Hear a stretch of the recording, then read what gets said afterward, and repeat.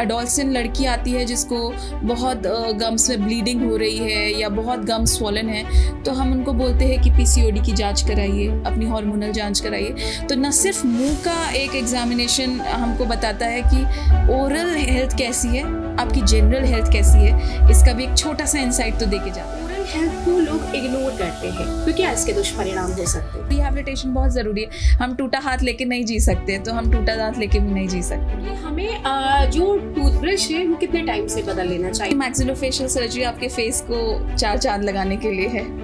सबसे बड़ा डॉक्टर के पास ना आने का रीज़न है एम्बैरेसमेंट।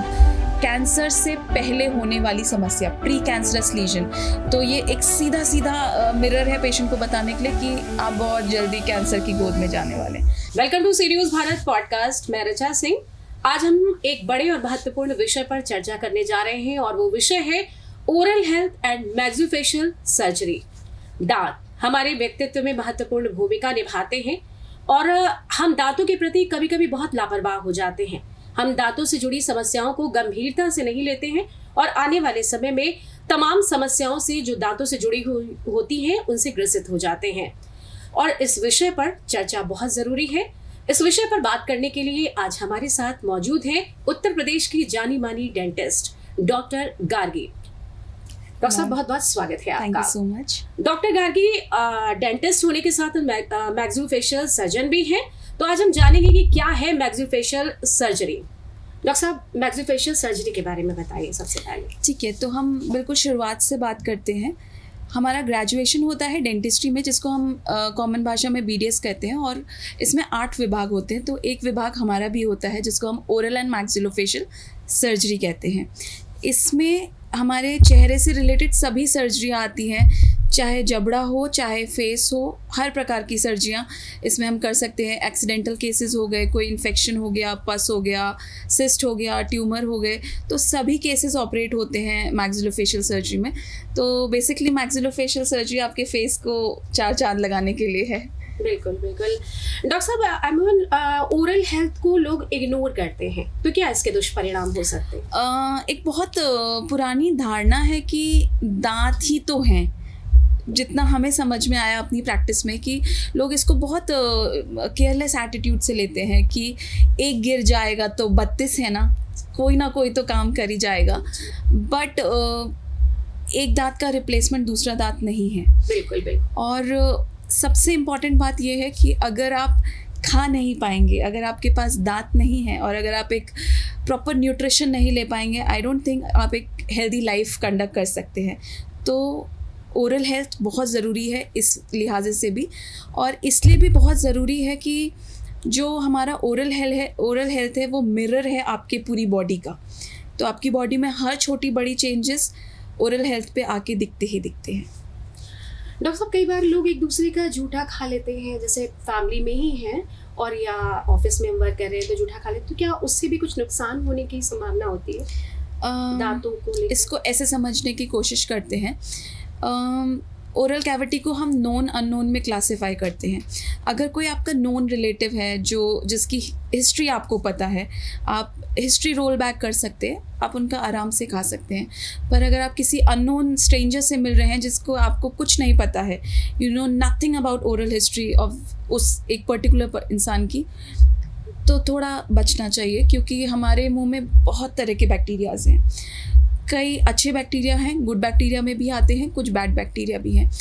और ओरल कैविटी बहुत कंटेजियस होती है। तो कई बार जब हम अननोन हिस्ट्री से खाना शेयर करते हैं तो कंटामिनेट या इन्फेक्ट होने के बहुत चांसेस है। तो नोन अननोन का थोड़ा सा ध्यान रखते हुए आराम से खाना शेयर करिए, कोई दिक्कत नहीं है। बिल्कुल। एक बहुत जनरल सा क्वेश्चन है जो हर किसी के दिमाग में होता है कि हमें जो टूथब्रश है वो कितने टाइम से बदल लेना चाहिए, कितने टाइम तक यूज़ कर रहे हैं और उसे हम कब चेंज करें? इसके 2 मीडिएटर्स हैं। इसके दो मीडिएटर्स हैं देखने के लिए कि या आप कह सकते हो दो जांचने के तरीके हैं। सबसे पहला तो अगर आप कुछ नहीं समझ पा रहे हैं तो 3 महीने में आपको अपना ब्रश चेंज करना ही चाहिए। इसके अलावा एक और तरीका है जो हम ब्रश को देख सकते हैं कि जब वो फ्लावर शेप का हो जाए या उसके ब्रिसल्स फैल जाए तो वो आपको 2-3 महीने में दिखने लगेगा। तो आपको तुरंत अपना ब्रिसल या ब्रश जो भी है वो चेंज करना चाहिए। इसके साथ मैं थोड़ा सा एक बात और ऐड करना चाहूँगी कि जनरली जब हमारे पास बच्चों के माता पिता आते हैं और बोलते हैं कि फर्स्ट टाइम कब बच्चों को ब्रश कराना चाहिए, तो एक सिंपल सा फंडा है इसमें, the moment you see the first tooth erupted, जैसे ही आप बच्चे के मुंह में पहला दांत देखते हैं ब्रशिंग स्टार्ट कर दीजिए, चाहे वो फिंगर से हो चाहे वो पीडियाट्रिक ब्रशेस से हो, पर ब्रशिंग स्टार्ट कर दीजिए। पुराने समय में लोग कहते थे सरसों का तेल और जो नमक मिला के करते थे वो कितना कारगर होता था। देखिए कंसेप्ट जो साइंस है वो गलत नहीं था, मटेरियल ऊपर नीचे हो सकता है।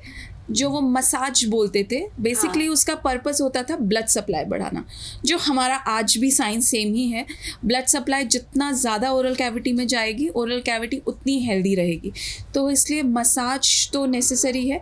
मटेरियल सरसों के तेल और आप अवॉइड कर सकते हैं, एक हेल्दी ऑल्टरनेटिव चूज़ कर सकते हैं, but massage is a good alternative.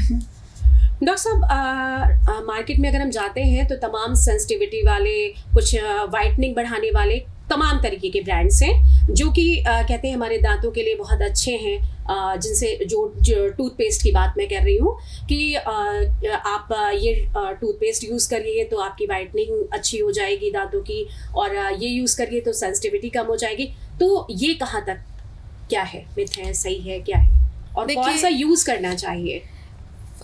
Toothpaste pharma industry का एक बहुत मेजर पोर्शन है। अच्छे बुरे हर तरह के टूथपेस्ट हैं। अगेन प्रिस्क्रिप्शन वाले टूथपेस्ट जो होते हैं, जो एक डेंटिस्ट प्रिस्क्राइब करता है, ऑब्वियसली वो ज़्यादा अच्छे होते हैं क्योंकि हमें सॉल्ट पता होता है और उनकी एफिकेसी, सॉल्ट सेम होता है सभी टूथपेस्ट में, कंसंट्रेशन डिफर करती है। तो एक डेंटिस्ट या स्पेशलाइज्ड पर्सन आपको बता सकता है कौन सा कंसंट्रेशन यूज़ करना है, कौन सा कंसंट्रेशन नहीं यूज़ करना है। तो डॉक्टर से पूछा हुआ या डॉक्टर का सुझाया हुआ जो भी टूथपेस्ट है वो अच्छा है। कहने का मतलब है कि बिना डॉक्टर की एडवाइस के हमें टूथपेस्ट नहीं यूज़ करना है। जी, अगर आप डॉक्टर का सुझाया हुआ कर रहे हैं तो आपको रिजल्ट ज़्यादा अच्छे दिखेंगे। जी। गम ब्लीडिंग कितना नुकसान करती है? गम ब्लीडिंग को आप ऐसे समझिए जो हम लोग पायरिया बोलते हैं, बड़ी आम भाषा में। हाँ, तो हम लोग मेडिकल लाइन में इसको पेरिडोंटाइटिस बोलते हैं और आम भाषा में पायरिया बोलते हैं। गम से ब्लीडिंग होना या मसूड़ों से खून निकलना सबसे पहला इंडिकेटर है कि हमारे दांतों में, मसूड़ों में या मुंह में कोई समस्या है, जिसको देखना या दिखाना बहुत ज़रूरी है उसी पर्टिकुलर समय पे। तो गम ब्लीडिंग बहुत ही इंपॉर्टेंट इंडिकेटर है हमारी ओरल हेल्थ का, and it's an very early indicator कि कोई डिजीज़ स्टार्ट हो चुकी है हमारी ओरल कैविटी में। तो it's an important thing. India oral cancer का वर्ल्ड कैपिटल बन गया है, इसका क्या कारण मानती हैं? टोबैको, अनडाउटेडली टोबैको, और उसके बाद एक जो केयरलेस एटीट्यूड है ओरल हाइजीन की तरफ आपका कोई पॉइंट ही नहीं है कि हमको इसके बारे में सोचना है। तो सबसे पहले तो टोबैको कंजम्पशन, हर दूसरा बच्चा टोबैको, स्मोक, अल्कोहल कंज्यूम कर रहा है, ये सब कहाँ से जा रहा है? हमारी ओरल कैविटी से। तो फर्स्ट इम्पैक्ट आपका ओरल कैविटी पे पड़ता है, और जितना भी डैमेज होना है ओरल कैविटी सबसे ज़्यादा लेती है, और यही एक सबसे बड़ा रीज़न है ओरल कैविटी में कैंसर होने का। कई बार मतलब हमें कोई भी प्रॉब्लम नहीं होती है और कई बार थोड़ी मोड़ी प्रॉब्लम शुरू होती है, तो आप जैसे कोई आपके पास पेशेंट आता है तो कैसे आप उसका मुंह खोलकर मतलब कैसे जान लेते हैं कि उसको कौन सी समस्या है और क्या मतलब वो दिखाने आता है? तो आपको जैसे कई बार उसको नहीं पता होता है कि उसके दांतों में क्या क्या प्रॉब्लम्स है, उसको लगता है कि मेरे दांत से ब्लड आ रहा है या सेंसिटिविटी हो रही है, बस वो प्रॉब्लम है। तो आप कैसे उसको बताते हैं कि हाँ उसके दांत में और भी समस्याएं हैं? जब हमारे पास पेशेंट आता है तो एक चीज़ होती है जिसको हम चीफ कंप्लेंट बोलते हैं, हमें उसी कंप्लेंट के अराउंड फोकस करना होता है और पेशेंट से और इंटरोगेट करना होता है कि क्या उसको समस्याएं हो रही हैं। उसके बाद एक प्रॉपर ओरल एग्जामिनेशन करते हैं, साथ ही में रेडियोग्राफिक एग्जामिनेशन होता है जिसमें हम अलग अलग तरह के एक्सरेज करते हैं, IUPR करते हैं, OPG करते हैं, CBCT करते हैं, जो हमें धीरे धीरे रिफ्लेक्शन देता है कि क्या प्रॉब्लम हो सकती है, प्रॉबेबल प्रॉब्लम क्या हो सकती है, और उसी बिना पे हम प्रोविजनल डायग्नोसिस बनाते हैं। तो हाँ, ये छोटे छोटे तरीके हैं जिसे हम देख के समझते हैं कि क्या है। इसके अलावा भी ये तो मैंने आपको बताया कि कैसे ओरल डिजीज़ को देख सकते हैं। 2 छोटे से एग्जांपल्स देती हूँ आपको। अगर हमारे पास पेशेंट आ रहा है और गम्स में बहुत ज़्यादा प्रॉब्लम है, तो हम सबसे पहले पेशेंट से कहते हैं अपना शुगर चेक कराइए, क्योंकि पेरियोडोंटाइटिस एक सबसे बड़ा कॉम्प्लिकेशन है डायबिटीज़ का। One of the 6 complication of diabetes periodontitis है। या एक यंग एडोलसेंट लड़की आती है जिसको बहुत गम्स में ब्लीडिंग हो रही है या बहुत गम्स स्वॉलन है, तो हम उनको बोलते हैं कि PCOD की जांच कराइए, अपनी हार्मोनल जांच कराइए। तो न सिर्फ मुंह का एक एग्जामिनेशन हमको बताता है कि ओरल हेल्थ कैसी है, आपकी जनरल हेल्थ कैसी है, इसका भी एक छोटा सा इंसाइट तो देके जाता है। बिल्कुल डॉक्टर साहब, इसी से रिलेटेड ये क्वेश्चन है कि हर बार, जैसे कई बार लोगों के मुंह से दुर्गंध आने लगती है, स्मेल खुद भी फील होती है, तो उसके क्या क्या रीजंस हो सकते हैं? मतलब कोई एक रीज़न तो नहीं होता है, उसके पीछे कई रीज़न होते हैं, तो उसके पीछे क्या रीज़न होता है मुंह में स्मेल, बैड स्मेल आने की वजह? बैड स्मेल को हम मेडिकल टर्म में हेलिटोसिस बोलते हैं। तो इसके भी बहुत सारे रीज़न होते हैं। सबसे बड़ा रीज़न है कि आप ओरल हाइजीन मेंटेन नहीं करते, खाना खाने के बाद कुल्ला नहीं करना, प्रॉपर 2 टाइम ब्रशिंग नहीं करना। ये तो सबसे कॉमन बेसिक आप समझ सकते हो। इसके अलावा मुंह में, जैसा आपने ओरल कैंसर बोला, हो सकता है कोई कार्सिनोमेटस लीजन हो या और कोई लीजन हो, उसकी वजह से भी आ सकता है। कोई दांत सड़ा हो, उसकी वजह से भी आ सकता है। इसके अलावा आपके गट इशू बहुत बड़ा कारण है कि आपकी ओरल स्मेल आती है। डायबिटीज़ बहुत बड़ा रीज़न है। कीटोन स्मेल बोलते हैं डायबिटीज़ में, एक मीठे फ्रूट की स्मेल आना, तो वहाँ से भी हमें पता चलता है कि पेशेंट को डायबिटीज़ है। तो बहुत सारी तरह की हेलिटोसिस स्मेल होती हैं, बहुत तरह की आती है। कोई पंजेंट स्मेल होती है, फिर कीटोसिस होती है। तो अलग अलग बीमारियों से अलग अलग स्पेसिफिक स्मेल आते हैं और हम उसी के बेसिस पे डायग्नोसिस करते हैं।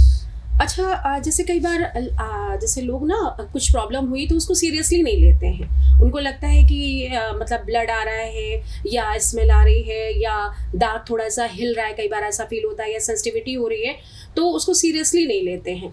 तो ऐसे में मतलब उनके लिए आप क्या कहना चाहेंगे कि उनको ये जो कंडीशन होती है, इस कंडीशन में डॉक्टर के पास जाना चाहिए या घरेलू उपाय करके ही वो ठीक हो सकते हैं, क्या है? सबसे बड़ा डॉक्टर के पास ना आने का रीज़न है एम्बैरेसमेंट। ऐसा लगता है कि कैसे डॉक्टर साहब को मुंह खोल के दिखाएंगे कि क्या समस्या है, बट नहीं, आपको हर 3 महीने में डेंटल फॉलोअप करना। जितना हम अवेयर अपनी कार्डियक हेल्थ के लिए है ना, ओरल हेल्थ उतनी ही इम्पॉर्टेंट है, क्योंकि छोटी बड़ी चीज़ें जब आपकी बॉडी में हो रही होती हैं, आपके फिजिशियन तक आप नहीं पहुंच पाते हो, आपका डेंटिस्ट उसको कैच कर लेता है। तो हर 3 मंथ पे oral follow up is a mandatory thing. बिल्कुल आना चाहिए, बिल्कुल आपको अपने डेंटिस्ट से कंसल्ट करना चाहिए। और उसके बाद घर में एक केयर रखिए ना, क्या बुरा है आपके डॉक्टर डेंटिस्ट से कंसल्ट करके, और एक होम केयर रखना बहुत अच्छा रूटीन है। डॉक्टर साहब, जैसे कई बार दांत इस कंडीशन में पहुंच चुका होता है, RCT करवाया, सब कुछ करवाया, लेकिन दांतों में बिल्कुल जान नहीं बचती है। कई बार ऐसा होता है, कभी कभी तो मतलब अकल दाढ़ तक होती है, लोगों की प्रॉब्लम हो जाती है, तो उसको भी निकलवाना पड़ता है। तो उसको कहते हैं कि हमारी आँखों से भी उसका मतलब लिंक होता है। अगर हमने वो दांत निकलवा दिया तो हमारी आँखों की रोशनी जो है वो कमज़ोर हो जाती है। इस कारण कई लोग नहीं निकलवाते हैं, जबकि डॉक्टर उनको बोलते हैं कि आप निकलवा दीजिए, अदरवाइज और भी जो टूथ आगे पीछे के हैं, उसके साथ के सटे हुए हैं, उनमें इन्फेक्शन आ जाएगा। तो ये कहाँ तक बात सही है या इसके पीछे की क्या चीज़ें? ये एक बहुत बड़ा मिथ है, या मैं ये कहूँगी ये एक बहुत बड़ा टैबू है कि दांत निकलवाने से आँख में असर आएगा या फिर कोई नस कमज़ोर हो जाएगी। नहीं, ऐसा बिल्कुल भी नहीं है। हाँ, हमारे जितनी भी क्रेनियल नर्व्स हैं जो हमारे दांत को सप्लाई करती हैं वो बहुत क्लोजली एसोसिएटेड है हमारी आँख की नर्व से, पर ऐसा कुछ भी नहीं है किसी भी एक्सट्रैक्शन से या किसी भी डेंटल ट्रीटमेंट से आपकी किसी भी और नस को इफ़ेक्ट करेगा। ये बिल्कुल भी एक मनगढ़ंत बातें हैं, इस पे ट्रस्ट ना करके आप बेझिझक होकर अपने डेंटिस्ट पे ट्रस्ट करिए और अपना ट्रीटमेंट कराइए। क्योंकि जैसे आपने बोला कि अक्ल दाढ़ नहीं निकलती है, तो जैसे जैसे इवोल्यूशन हो रहा है हमारे जॉस छोटे होते जा रहे हैं साइज़ में, जिसकी वजह से जो हमारे ओरल कैविटी में थर्ड मोलर है वो बहुत स्पेस नहीं बच रहा है उसको इरप्ट होने के लिए, तो वो इम्पैक्टेड हो जाता है, मतलब हड्डी में धंसा रह जाता है और एक सर्जरी करनी पड़ती है उसको निकालने के लिए। बहुत ही पेनफुल सिचुएशन है, बहुत ही परेशान करती है, करवाना चाहिए और आप इतने पेन में मत रहिए, please come to your dentist, और कोई नुकसान नहीं होता है। बिल्कुल। अच्छा, कुछ लोग दांत जैसे निकलवा लेते हैं, निकलवाने के बाद उनको लगता है कि अब वो मतलब ठीक है हम दूसरी तरफ से खा लेंगे, बाइट कर लेंगे, और लेकिन मतलब जहाँ से दांत हमारा निकला है तो जहाँ से एक तरफ निकल गया, मान लीजिए हमारी दूसरी तरफ भी प्रॉब्लम आ जाती है तो फिर हम किधर से खाएंगे, ये एक समस्या होती है। सेकंड थिंग कि मतलब बहुत से लोग कहते हैं, जैसे डेंटिस्ट के पास जाओ तो बोलते हैं ना कि इसमें दांत लगवाना ज़रूरी है, अदरवाइज जो ऊपर का दांत होगा वो थोड़ा सा बड़ा आकार ले लेगा और आपका जो गाल है वो मतलब कुछ प्रॉब्लम होगी। तो क्या वहाँ पर दोबारा से आर्टिफिशियल टूथ लगवाना हमारा ज़रूरी हो जाता है? ठीक है, तो आपका पहला क्वेश्चन एड्रेस करते हैं कि जब एक तरफ का दांत निकल गया, क्या गारंटी है कि आने वाले 10 साल में दूसरा दांत नहीं खराब होगा? तो इसलिए जब भी जो भी दांत खराब हुआ है और किसी कारणवश उसको निकालना पड़ गया, या वो एरिया ईडेंचुलस हो गई, या वो टूथ मिसिंग है, प्लीज़ उसको रिहैबिलिटेट कराइए। क्योंकि नेक्स्ट 3 मंथ में 6 मंथ में किसी भी कारण वजह से दूसरी तरफ का भी दांत चला गया तो आपके पास ऑप्शन बचेगा नहीं ज़्यादा। दूसरी चीज़, जैसे ही हमारा दांत जाता है या उसकी मिसिंग ईडेंचुलस होता है तो उसको रिहैबिलिटेट कराना इसलिए भी ज़रूरी होता है क्योंकि हर टाइम हमारी बोन लॉस हो रहा है और एक टाइम बाद हमारा बोन का कुछ वैल्यू बचेगा ही नहीं, कुछ बोन स्ट्रक्चर बचेगा नहीं और रिहैबिलिटेशन भी बहुत डिफ़िकल्ट हो जाएगा। तो इसलिए रिहैबिलिटेशन कराना बहुत ज़रूरी है। दूसरा क्वेश्चन आपका कि हाँ, अगर कॉन्ट्रा अपोजिंग टूथ नहीं होगा तो दूसरी तरफ का दांत सुप्रा इरप्ट करेगा। स्पेशली ये कंप्लेन अपर जॉ में ज़्यादा देखने को पड़ती है ग्रेविटेशनल पुल की वजह से। अपर जॉ के दांत सुप्रा इरप्ट होते हैं और प्रॉब्लम करते हैं, जैसे चीक बाइट होना बहुत कॉमन समस्या है, या ऑक्लूजन डिस्टर्ब हो जाना, ये बहुत आम देखने को मिलता है। तो रिहैबिलिटेशन बहुत ज़रूरी है। हम टूटा हाथ लेके नहीं जी सकते, तो हम टूटा दांत लेके भी नहीं जी सकते हैं। बिल्कुल बिल्कुल। डॉक्टर साहब, आपके पास ऐसे भी पेशेंट आते होंगे जिनका मुंह पूरी तरीके से नहीं खुलता होगा, तो उसका क्या कारण है और क्या ट्रीटमेंट देती हैं आप? ठीक है, तो ये प्रॉब्लम को हम हमारी टर्मिनोलॉजी में ओरल सब म्यूकस फाइब्रोसिस बोलते हैं। तो एक क्रोनिक हिस्ट्री जब हो जाती है, जब युवक या male female either ways cigarette या स्मोक का बहुत ज़्यादा कंजम्पशन करने लगते हैं या टोबैको का बहुत कंजम्पशन करने लगते हैं, तो हमारे ओरल कैविटी में कोलाजन प्रोडक्शन बहुत ज़्यादा तेज़ हो जाता है, जिसकी वजह से फाइबर्स बनने लगते हैं और फाइब्रोसिस हो जाती है और मुंह में एक गठन आ जाती है, गठीलापन आ जाता है, टाइटनेस, फर्मनेस आ जाती है। इसके साथ साथ आपका मुंह खुलना कम होने लगेगा धीरे धीरे धीरे। So normal mouth opening is something between 38 to 42 mm और ये घट के 8-10 mm रह जाती है, जिसे हम 1 फिंगर या 2 फिंगर पैरामीटर में बोलते हैं। इसके अलावा आप तीखा खाना नहीं खा पाएंगे और बहुत सारी समस्याएं हैं। तो ये कंडीशन को ओरल सबम्यूकस फाइब्रोसिस बोलते हैं। ये और लीथल इसलिए है क्योंकि ये प्री मैलिग्नेंट कंडीशन है, मतलब कैंसर से पहले होने वाली समस्या, प्री कैंसरस लीजन। तो ये एक सीधा मिरर है पेशेंट को बताने के लिए कि आप बहुत जल्दी कैंसर की गोद में जाने वाले हैं। तो गेट इट करेक्टेड।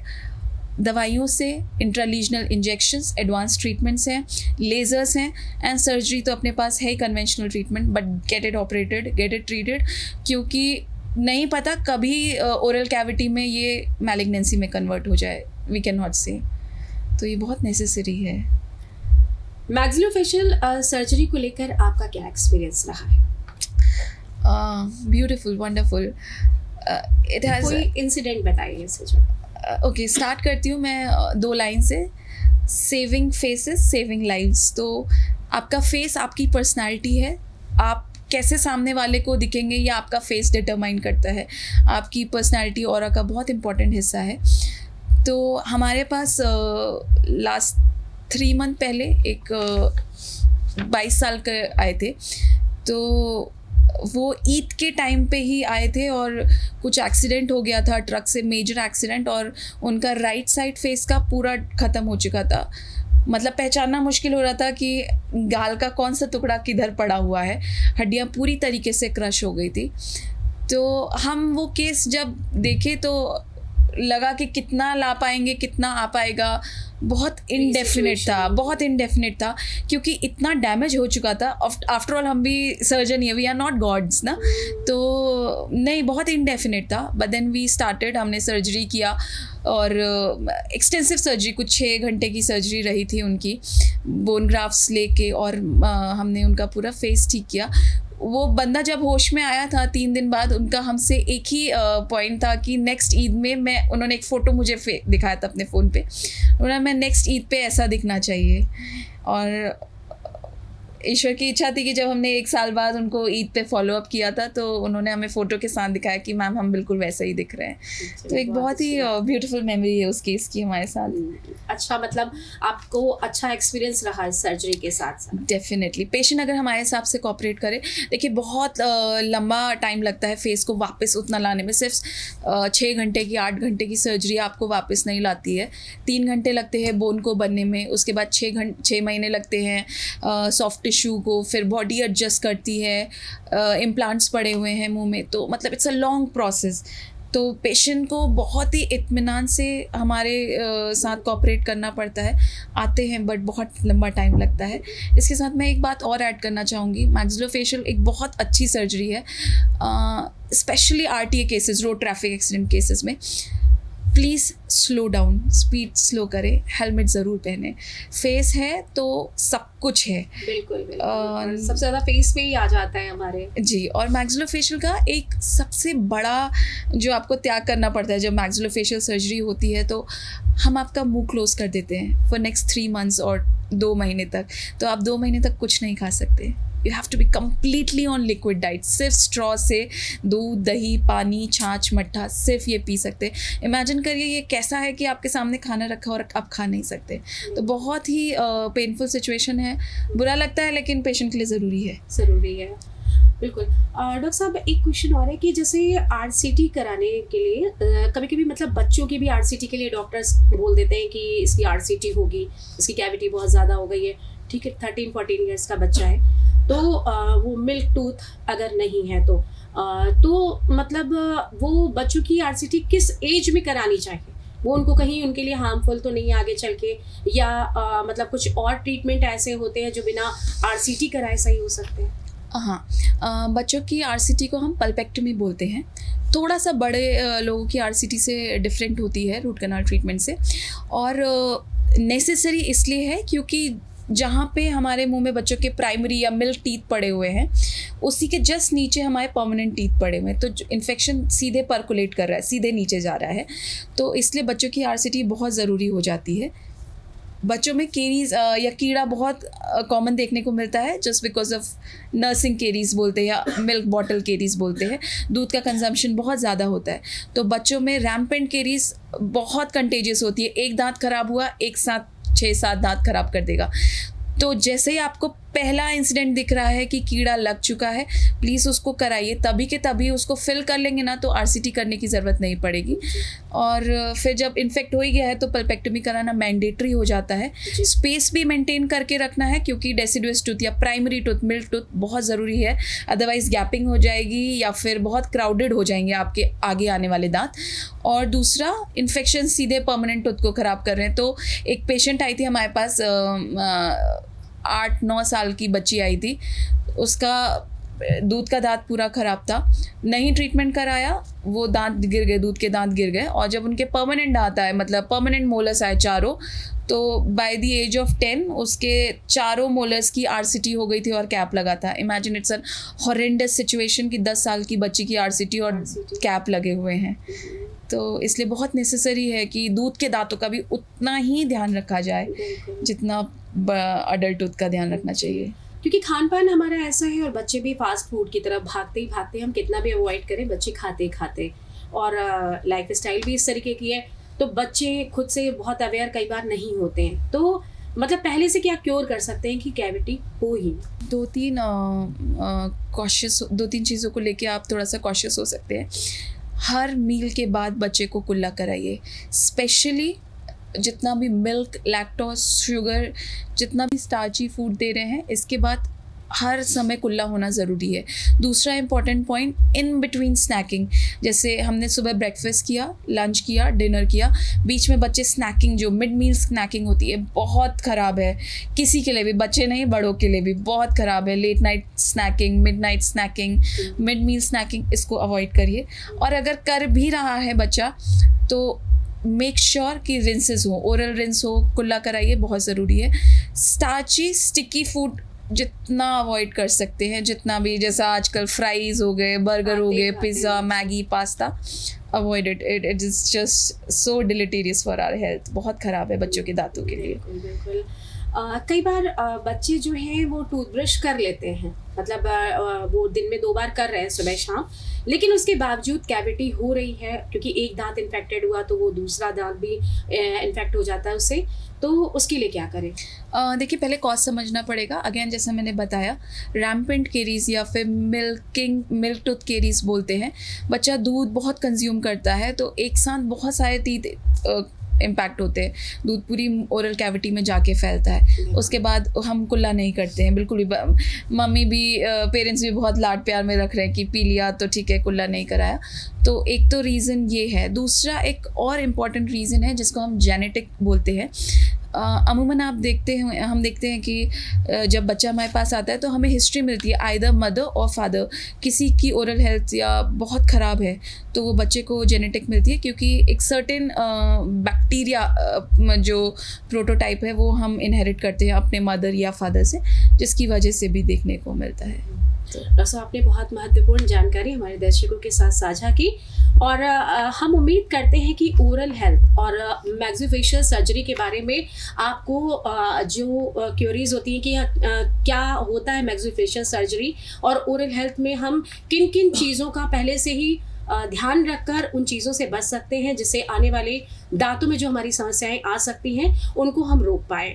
और उम्मीद करते हैं कि आप उन जो डॉक्टर साहब ने जितने भी उपाय बताए उनको करके आप अपने दांतों को क्योर कर सकते हैं। सी न्यूज़ भारत पॉडकास्ट में बने रहने के लिए आपका बहुत बहुत धन्यवाद।